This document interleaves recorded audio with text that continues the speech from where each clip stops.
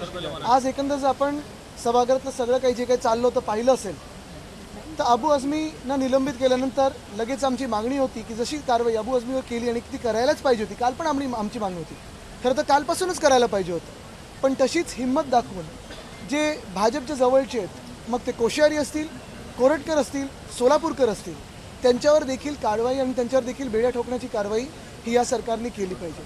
आपण पाहतोय की काल औरंगजेबाची प्रशंसा केली आणि काल आम्ही जी मागणी करत होतो निलंबित करा ती काल नाही ऐकली, पण भाजपचं स्वतःचं राजकारण चालवायचं आणि स्वतःला अडचणीत हाऊसमध्ये आणायचं नाही, पण पुन्हा एकदा आज गोंधळ घालून आज भाजपने ते केलं. आमची तर मागणी कालच करण्याची होती, पण त्याही पुढेकडे जाऊन आम्ही जो स्थगन प्रस्ताव मांडणार होतो, मग त्याच्यात कोरटकर असतील, सोलापूरकर असतील, कोश्यारी असतील, त्यांनी तर थेट छत्रपती शिवरायांचा अपमान केला आहे, महात्मा ज्योतिबा फुलेंचा अपमान केला आहे, सावित्रीबाई फुलेंचा अपमान केला आहे. मग भाजप ही कारवाई त्यांच्यावर का करत नाही? आज देखील त्यांनी गोंधळ एवढ्यासाठीच घातला कारण त्यांना पाठराखण करायची होती त्यांची, ज्यांनी छत्रपती शिवरायांचा अपमान केला. भाजपला पाठराखण करायची होती, संरक्षण द्यायचं होतं त्यांना, ज्यांनी महात्मा ज्योतिबा फुले असतील, सावित्रीबाई फुले असतील, छत्रपती शिवराय असतील आणि महाराष्ट्राच्या सदनाचा अपमान केला, त्यांची पाठराखण करायचं होतं, त्यांना संरक्षण द्यायचं होतं. म्हणून भाजपने आज गोंधळ घातला आणि त्यांची जी बी टीम होती अबू आझमी त्यांना कालच ॲक्टिवेट केलं आणि सांगितलं की तुम्ही आता औरंगजेबाची प्रशंसा करा. असो, हे सगळं होत असताना देखील आपण पाहिलं असेल आज आता आम्ही जो वॉकआउट केलेला आहे ह्या अधिवेशनात आम्ही ज्या मंत्र्यांनी अभ्यास केला असेल, उत्तरं नीट दिली सदनाला, त्यांचं कौतुक जाहीरपणे केलेलं आहे. पण दोन असे मंत्री आज तर आत्ताचे जे मंत्री आम्ही वॉकआउट केला ते ह्याच गोष्टीसाठी केला की आरोग्य खातं की FD खातं हे दोन्ही खात्यांमध्ये ताळमेळच नाही आहे. एक बोलतं ह्यांचं, एक बोलतं त्यांचं आहे. हा आमचा विषय नाही, तो त्यांचा विषय नाही. म्हणजे खेकडे मंत्री होते, त्याच्यात ते सापडले जातील का? त्यांना संरक्षण द्यायला हे खेकड्यांसारखे एकमेकांचे पाय खेचत होते आणि आडवाआडवी करत होते. उत्तर आम्हाला एकच स्पष्टपणे पाहिजे होतं की ज्यांनी जीव घेणे खेळ केला, ज्यांनी जीव घेणे भ्रष्टाचार केला, ज्यांनी औषधात पैसे खाऊन पावडर विकली आहे लोकांना, त्यांना तुम्ही त्या अधिकाऱ्यांना निलंबित कराल का? आणि जे तत्कालीन मंत्री होते त्यांना चौकशीत आणाल का? कुठे कठीण प्रश्न होता. जर कोण दोषी असेल तर करा ना, जे कोणी अधिकारी असतील त्यांच्यावर कारवाई करा, जे कोणी मंत्री असतील त्यांच्यावर कारवाई करा. चुकतंय काय अडतंय? पण ते काही बोलायला तयार नाहीत. सामान्य नागरिकाच्या जीवाशी खेळ होतोय, पण कुठेही हे सरकार संवेदनशील नाही आहे.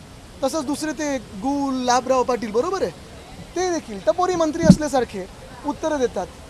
काय म्हणजे मेन प्रश्न सोडून बाकी सगळ्याची उत्तरं देतात आणि अभ्यास न केल्यामुळे. म्हणजे तुम्ही बघा, मुख्यमंत्री स्वतः अभ्यास करून उत्तरं देतात, अजित पवार साहेब जे उपमुख्यमंत्री आहेत ते स्वतः अभ्यास करून उत्तरं देतात.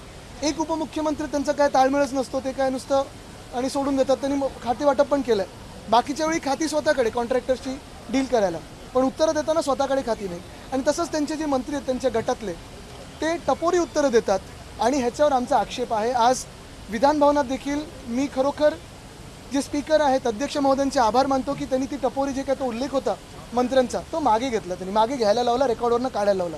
पण हे असे मंत्री जर टपोरीपणा करायला लागले हाऊसमध्ये तर फडणवीस साहेबांच्या इमेजबद्दल चिंता ही आम्हाला जास्ती आहे. आज एकनाथ शिंदे एक मिनिट आज मुख्य सचिवांनी थांबा ना यार, लाईव्ह चालू आहे. मुख्य सचिवांनी पत्र दिलेलं आहे एकनाथ शिंदे यांच्या विरोधात की अमृत योजनेमध्ये 57 लाख रुपयाचा जो अपहार झाला तो त्यांच्या मार्फत करण्यात आला.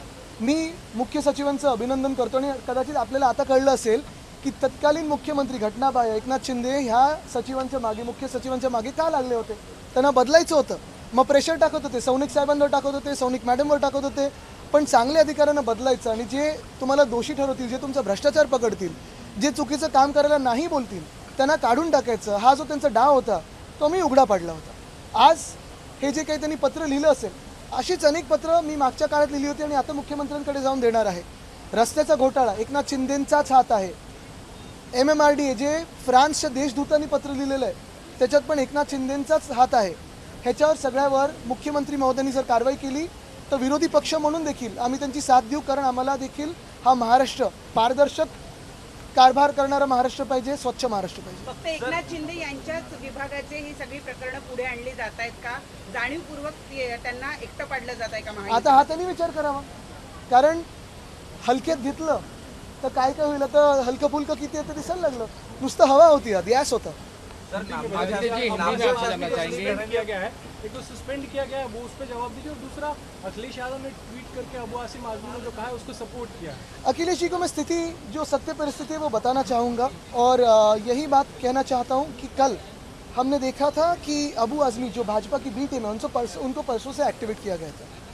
कल भी हमने स्थगन प्रस्ताव दर्ज किया था, आज भी हमने लाने की कोशिश की, लेकिन स्थगन को स्वीकारा नहीं, क्योंकि उनको यही कहना था कि भाजपा की जो नीति है, फिर वो कोश्यारी हो, कोरटकर हो, सोलापुरकर हो, जिन्होंने छत्रपति शिवराय का अपमान किया, जिन्होंने महात्मा ज्योतिबा फुले का अपमान किया, जिन्होंने सावित्रीबाई फुले का अपमान किया है, उनको वो बचाना चाहते थे। यानी ये तीनों को बचा के कहीं ना कहीं लक्ष्य विचलित करते। हमारी तो कल भी मांग थी कि अबू आजमी को क्या सस्पेंड किया, जेल में डालिए ना, औरंगजेब की प्रशंसा कर रहे तो, लेकिन जैसे उनका आप उन पे कार्रवाई कर रहे हो, कोरटकर हो, सोलापुरकर हो या कोश्यारी हो, सिर्फ आपके है या आपके नज़दीक के है, इसलिए क्या आप उनके कार्रवाई नहीं करना चाहते?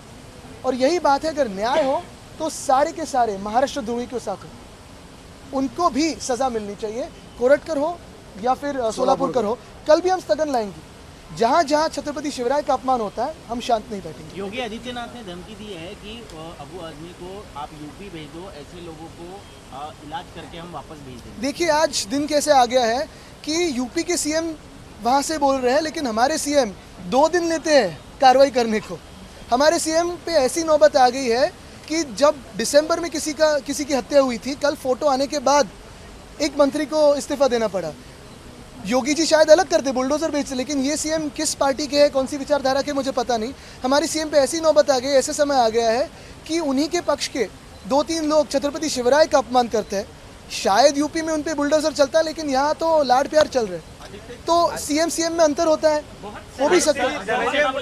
मोहितेंच्या घराण्यातील एका महिलेला मंत्री जयकुमार गोरे यांनी स्वतःचे नग्न फोटो पाठवलेले आहेत आणि ती महिलाही सारा उपोषणाला बसणार आहे, तर तुमचं त्याच्यावर काय म्हणणं आहे? बघा एक एक नग असे बसलेले आहेत। आता काय करायचं आहे मंत्र्यांचं? एक मंत्री टपोरीसारखे उत्तर देतात, दुसरे मंत्री उत्तर देऊ शकत नाहीत, तिसरे आपण पाहिलं काल राजीनामा दिला, चौथे असे आहेत बलात्कार शांततेत पार पडला म्हणून पोलीस कारवाई होऊ शकत नाही किंवा झाली नाही, पाचवे असे आहेत ज्यांनी कन्व्हिक्शन झालेलं आहे, सुप्रीम कोर्टाचा कायदा आहे तरी त्यांच्यावर कारवाई होत नाही। आज 6वा मंत्री ज्यांचे फोटो आलेले आहेत। ह्या मंत्रिमंडळात जे आम्हाला फडणवीस साहेबांनी सांगितलं होतं की आम्ही स्वच्छ कारभार करू, फिक्सर म्हणून PS आणि OSD पण घेणार नाही, फिक्सरपेक्षा भयानक लोक आता मंत्रिमंडळात आले, तर ह्यांना कोण फिक्स करणार? आदित्यजी जालन्यातील जो प्रकार झाला आहे तळ येण्याचा खेळण्याचा, त्यातले जे आरोप आहेत, एका तरुणाला अर्धनग्न करून लोखंडी रॉडने मारहाण केली, तळे दिले, ते आरोपी तुमच्या पक्षाचे कार्यकर्ते आहेत। बघा मी तुम्हाला सांगतो, महत्त्वाची गोष्ट आहे की जर असा कुठचा प्रकार कुठेही घडला असेल, कुठच्याही पक्षाचे कुठच्याही पातळीचे नेते असतील, आरोपी असतील, नेते असतील किंवा कार्यकर्ते असतील, कायद्याचा धाक हा असायलाच पाहिजे। जे कोणी गुन्हेगार असतील, जे कोणी चुकीचं असेल, कोण चूक करत असेल आणि ते कशामुळे करते हे एकदा साबित झालं त्याच्यावर पुढे कारवाई होईलच।